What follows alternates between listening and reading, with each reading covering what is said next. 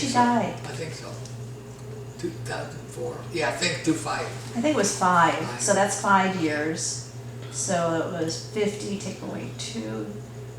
Oh, In 48 we got married, so 48. 53 years. How many? You were married 53 years. 52? 53, 53 years.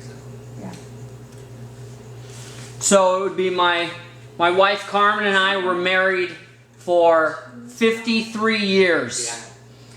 And she died in 2005. Yeah. Yeah, my wife Carmen and I were married for 53 years, and we were married in 1948. She died in 2005. Yeah, so we had a very good relationship. It was very pleasant. What's your fondest memory? Like, if we were just to ask you, what is the memory that pops into your mind about Carmen? Always giving, very loving. Never complained about anything. I mean, we had some tough times as far as maybe financially, like everybody else did starting out. And she worked also, did some, made some good money when she was working. And then her job was, as a job would be, is bringing up the family, which she did a beautiful job, and running the house. And we had very nice homes with decorated very well, and we had a big house when we lived in Eagle Rock area, and but we had about 3 or 4 houses that we owned and kept moving up. But we were living on 63rd, and we were going to go to Glendale basically to find, because a friend of ours lived in Glendale, and I got off on the wrong street and went up Verdugo Road, and there was a big sign of homes, 3 or 4 and 5 bedroom homes for this price.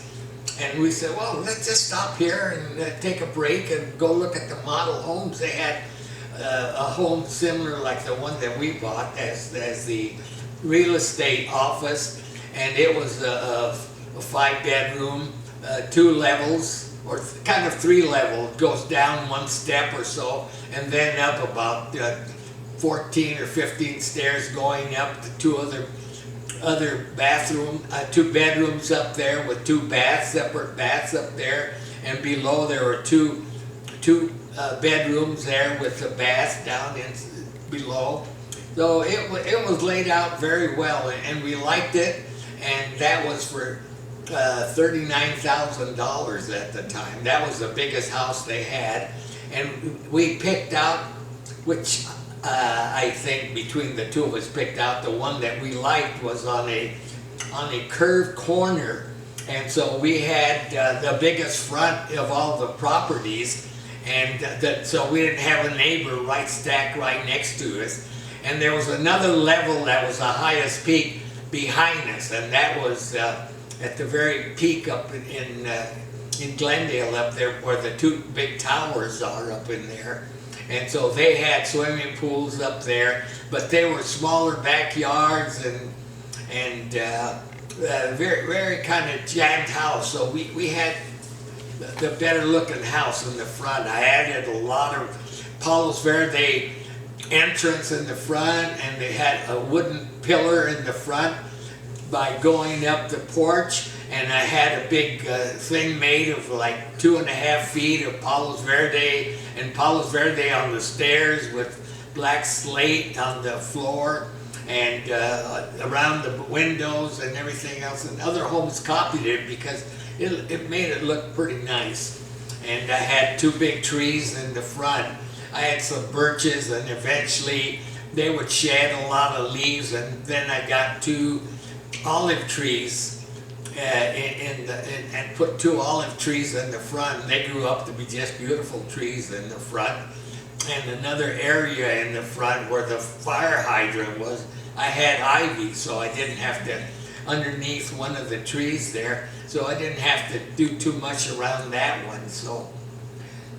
It was well kept. I had a gardener, and we had solar panels that were kind of a thing that the state of California was going into. And then we had water filtered, and which made the water softer.